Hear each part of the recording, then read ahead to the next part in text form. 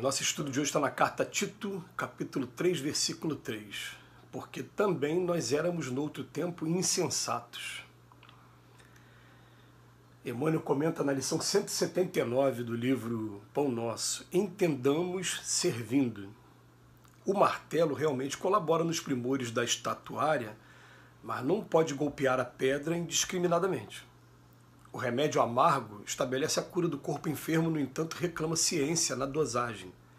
Nem mais nem menos. Na sementeira da verdade, igualmente, é indispensável não nos desfaçamos em movimento impensado. Na Terra não respiramos num domicílio de anjos. Somos milhões de criaturas no labirinto de débitos clamorosos do passado, suspirando pela desejada equação.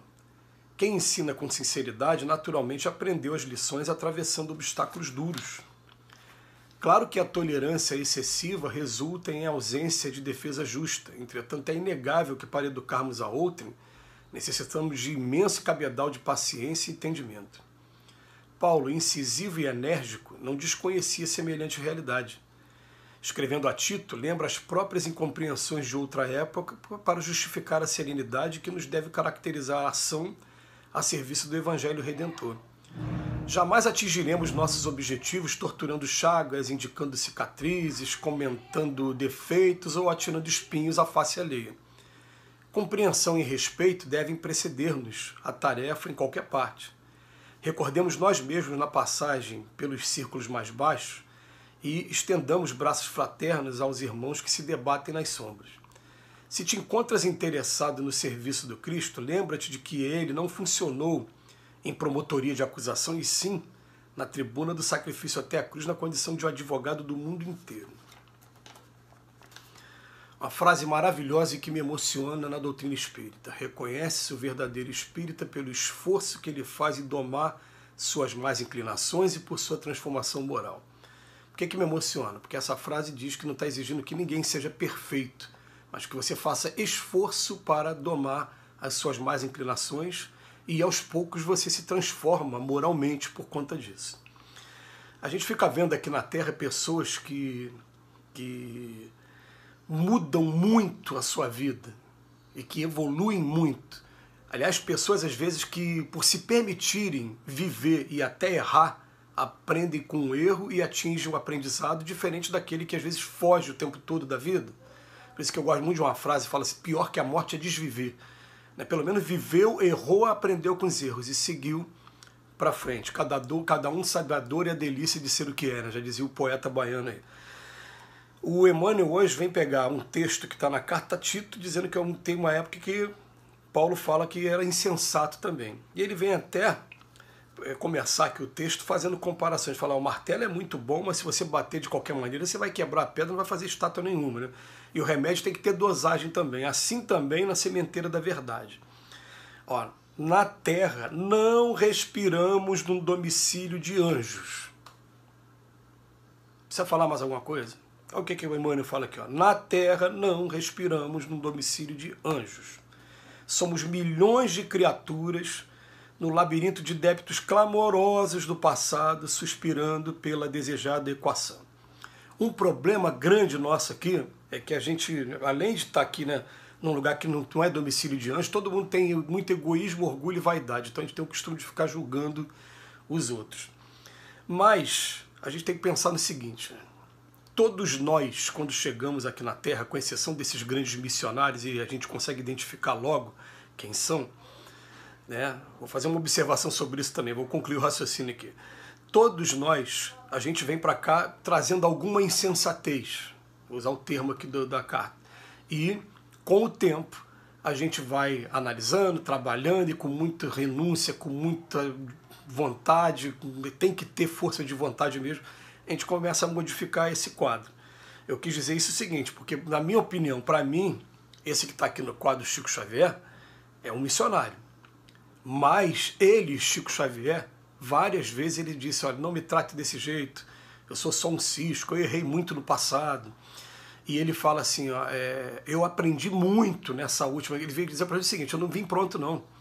Ele veio dizer, por exemplo, ele fez um trabalho durante muito tempo que ficou conhecido como Correio do Amor. Ele dava mensagens, né? A maioria das pessoas que procuravam eram mães que perderam filhos, e os filhos, que já estavam do outro lado da vida, davam uma mensagem para a mãe, psicografada. E ele falou: aquele sentimento da mãe e dos filhos eu nunca tinha tido, e é uma experiência, um tesouro que eu vou guardar para toda a minha existência. Quer dizer, ele não estava pronto, por isso essa que é a minha observação, né?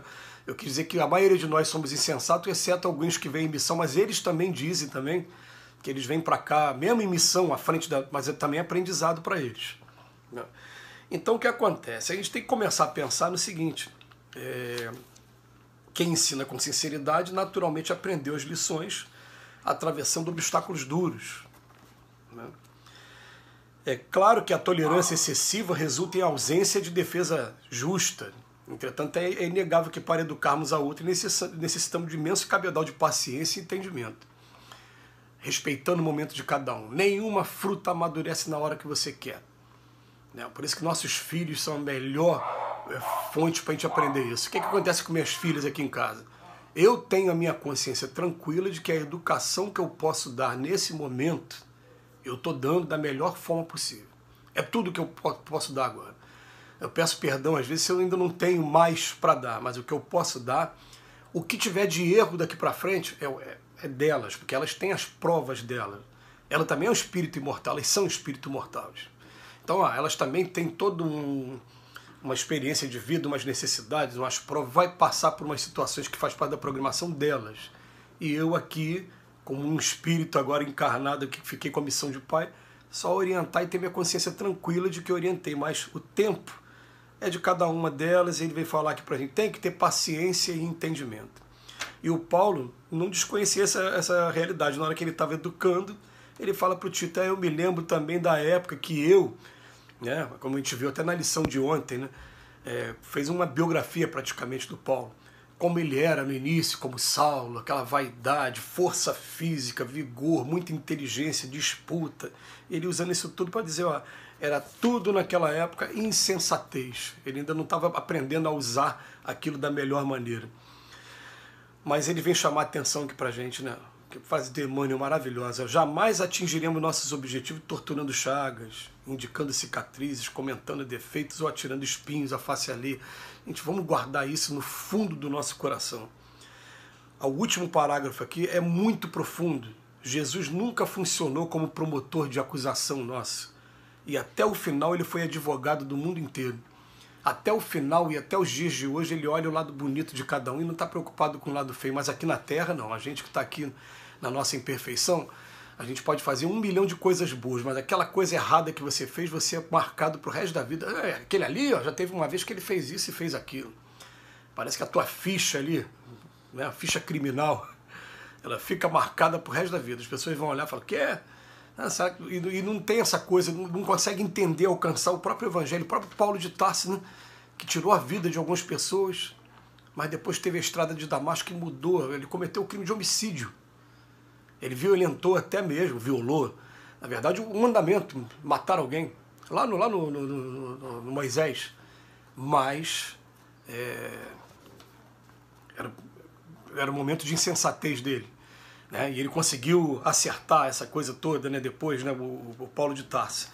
Então, recordemos nós mesmos na passagem pelos círculos mais baixos e estendamos braços fraternos aos irmãos que se debatem nas sombras. Porque é muita gente que a gente encontra, né, que a pessoa está acomodada naquela situação que ela está vivendo, sem desconfiar ainda que aquela situação não é a situação mais feliz. Um dia vai ter sofrimento só pelo fato de ver que poderia estar num lugar mais feliz e não está porque se agarrou a essa situação que está vivendo ainda atualmente.